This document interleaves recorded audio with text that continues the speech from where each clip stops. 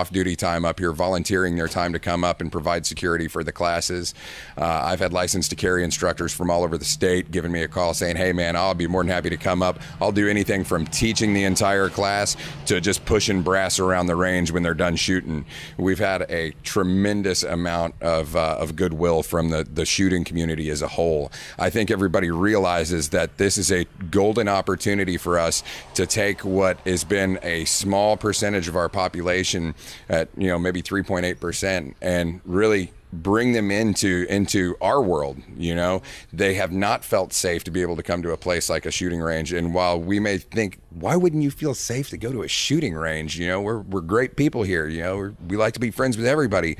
The fact is that I've talked to 300 people and none of them, they've all told me the same thing. We've never felt like that's the kind of place that we would belong. And so we've put this off and put it off, but now we can actually do it. So this is a golden opportunity for us as gun owners, as Second Amendment advocates, to say, hey, come join us, be part of what we do, and have an entire new range of Second Amendment advocates out there for us. 3.8% of the population takes legislation from a minor loss to a tremendous, overwhelming victory if we can get that 3.8% and bring them into our world of self-defense and self-preservation.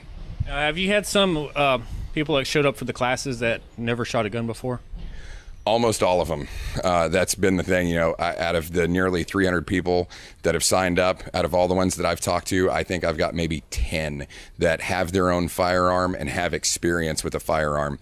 So we're trying to do our part to make sure that, when they get their license to carry, part of the license to carry is doing a shooting qualification. So we've got everybody coming in an hour and a half before the license to carry starts so that we can do a training class, a basic pistol one with them so that they can go in there and competently and confidently shoot their shooting test. So you think their perception of firearms in general has changed positively since they took the class? We're doing our first class right now, and the group has been a lot of fun. And I definitely think that if we continue to do our part, then we're going to have a new wave of Second Amendment advocates out there. More advocacy for the Second Amendment. I hate to sound like a broken record, but that's what this is all about, and there have been people that, I've read the stupidest comments online from, oh, this is just a money grab, to, oh, I guarantee they've raised the prices of their guns. Well, it's kind of hard to make money when you do something for free. We did charge a nominal $25 fee for the training class and a free rental gun. Low cost. Very much so. And we haven't raised the price of anything else. The guns, the ammo, everything is the same price. This is about welcoming a new group and having a very loud and passionate group of people join us and trying to retain our rights when we have so many politicians right now, namely, I would like to say only the Democrats, but if Mitch McConnell is now in the fold. Well, he has been with them, but now we're hearing him with gun control. So, we've got another group that we can bring in. 3.8% of the population doesn't sound like a large number, but it's a large number when you think about it legislatively. How's gun sales been since the Orlando shooting? Everything was ramping up before that anyway. Every time Hillary opens her mouth, she becomes the greatest gun salesman that we could ever imagine. So I'm going to speak out. I'm going to do everything I can to rally people against this pernicious, corrupting influence of the NRA. We've got to go after this. She's sold more guns than the NRA could have ever tried to do. There's a gun store owner in Austin, Michael Cargill. He said the same thing about Obama. Yeah, well, we've been saying about him for 8 years, and now that Hillary's doing the same thing, she's ready to take her Salesman of the Year mantle from him and put her face on it. But yeah, man, it has ramped up. Bulk ammunition sales have ramped up. Academy pulled their AR-15s from the shelves, and now they're reporting anybody that buys 10 or more boxes of ammunition, what they consider high power, when a 223 is anything but a high power gun. And so that, I've noticed a ton of my customers are coming in and they're coming to me and saying, okay, yeah, I'll pay $2 more a box now because that's bull crap what they're doing over there, and I would rather support you than support them. Well, thank you, and we appreciate that. Yeah, is this the kind of the largest popularity you've seen with classes so far? Every election season that comes in, the classes go through the roof. And this past, I think the most that I've seen was after the San Bernardino shooting, because we had a combination of people being off for the holidays. We had the San Bernardino shooting, and then we had politicians talking about gun control. And our average license to carry class went from about 22 people per class to 55 people per class. And we were running several classes a week. That went from 2 classes a week to 3 or 4 classes a week, every one of them with 55 people in it. Not to mention the 10 or 12 instructors that are outside instructors with their own license to carry businesses that were bringing their 35 to 60 students to qualify here. And so we were opening our doors at 6 a.m. for instructors to come qualify people. And by the time we'd open for business by 10 a.m., several hundred people had already qualified. So how many people do you expect now to show up for the classes? Gosh, I'm thinking right now our class that for the previous few weeks has been sitting right around 18 students. I believe we're at 33.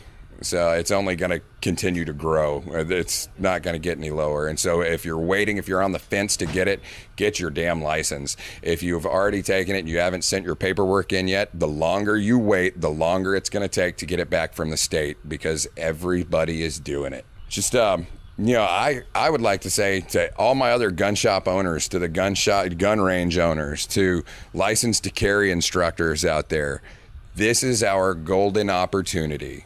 I want to challenge everybody else, do the same thing, put together a program, bring more people into what we do, because we're hanging on by a small thread right now, and we need more people on our side. You know, with all this talk lately about gun control, it occurred to me that I've yet to see a single politician who can explain to me how they plan to take guns away from the criminal thugs who are out there on the streets right now. Oh, sure, you'll hear plenty of talk about how they plan to take guns away from us law-abiding citizens. But if you take guns away from all of us legal gun owners, then the only people that will have guns will be the bad guys. In fact, I'm curious. I want to see a show of hands right now. All those for gun control, raise your hands. All right, there's 1, 2, 3, 4. Anyone else? See there, that figures. All the usual suspects. Any questions? Donald Trump seems to have no shortage of supporters, and this one's coming all the way from the UK. John Aquaviva joins us via Skype. Thank you for joining us today, John. Thank you for having me. All right, now before we get into some other topics, let's start off with this Trump video that you made. Of course, Trump is the hot topic here in the U.S. right now. So can you tell us about the video and what prompted you to make it in the first place? And pretty much the reason I made it was because I saw that one of the main things that was being used to kind of attack Trump, and still is the fact that supposedly he's been changing his opinions for the past year and a half. And I just wanted to show in reality how consistent he's been with the actual core principles and ideas, which is what the American people care about. And I just thought, what better way to do it than taking advantage of the fact that he, obviously being a public figure for pretty much all of his life, he's done countless interviews and he shared these opinions live TV before. So why not make a compilation? So I made the compilation with a guy called Chris Hermsey. We both managed to find these different clips, put them together, and yeah, it's been really well received. And obviously with the push that you guys gave it when you uploaded it to your website, it's gone pretty much viral now. And how long did it take you to compile? There's a lot of clips in there, so how long did it take you to get all those and put them in a clip? It took about, I'd say, a week and a half. Yeah, it wasn't that long, but yeah, I think it was worth it at the end. I mean, people seemed to love it, and it was something that needed to be done. So no complaints on my part. It was time well invested. All right. Now, you're living over there in the UK now. Is there a general consensus that you can see regarding Donald Trump? Are people for him, against him, indifferent? The thing with what's going on in the UK is that people aren't really interested in their own politics, let alone what's going on in America. That's what I see, at least. I mean, when you get the population as a whole, especially millennials in England, they're not really interested in politics at all. Mm-hmm. So what they will do is they'll just take whatever headline their favorite newspaper or magazine puts out, and they'll just roll with whatever it says, whether it's in favor or against. But if you speak to them about its policies and its ideas, they won't have a clue about it. So it's pretty much just whatever they want to follow. That's pretty much the way it is here. So you're in good company. But also, just quickly, you touched on it there, but any thoughts on Brexit? Do you guys, or you personally, do you feel one way or the other? Well, obviously, I wanna leave. I think that's the only way that we can take back control of the country and stop it from turning into something like Sweden, for example. It's something that has to happen. And if it doesn't happen, which I'm pretty confident it will, if it doesn't happen, it will be probably the biggest mistake that the British people have ever done in this generation. And yeah, I mean, in terms of what I feel is going on, obviously with what happened with the murder of Joe Cox, and they just completely used that. The Remain side used it for their own political gain. They've been shamelessly plastering it all over the media, trying to win sympathy points. And I don't think it's worked. I think British people are more intelligent than that, and they're able to see past that shamefulness and just be able to understand that voting to leave is the best thing that we can do. Absolutely, absolutely. Now, you live in the UK now, but you're originally from Venezuela, correct?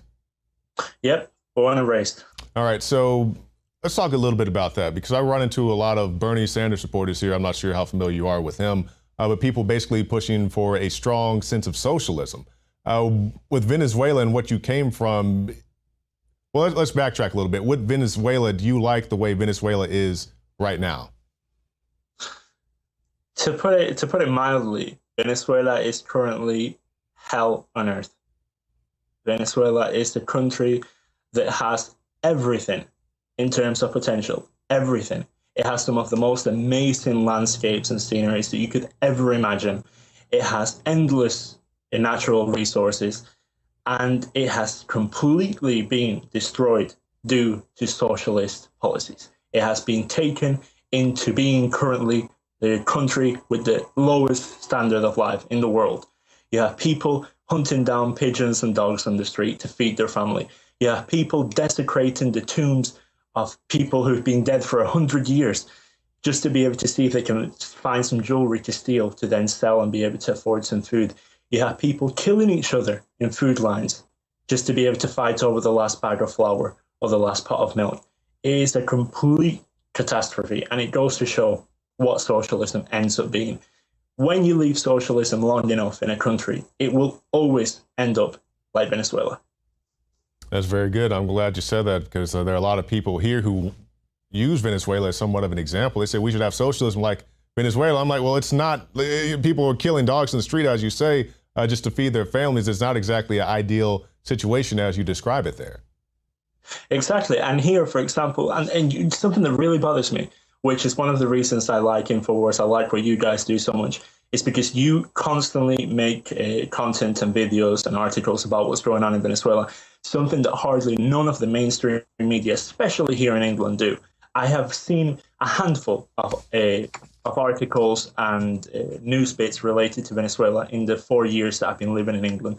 It is a disgrace. And the reason is because in England, they're trying to push the same kind of socialist agenda that took Venezuela from being a paradise on earth to being hell on earth. You got Jeremy Corbyn saying a couple of years ago that Venezuela is what England should aspire to be.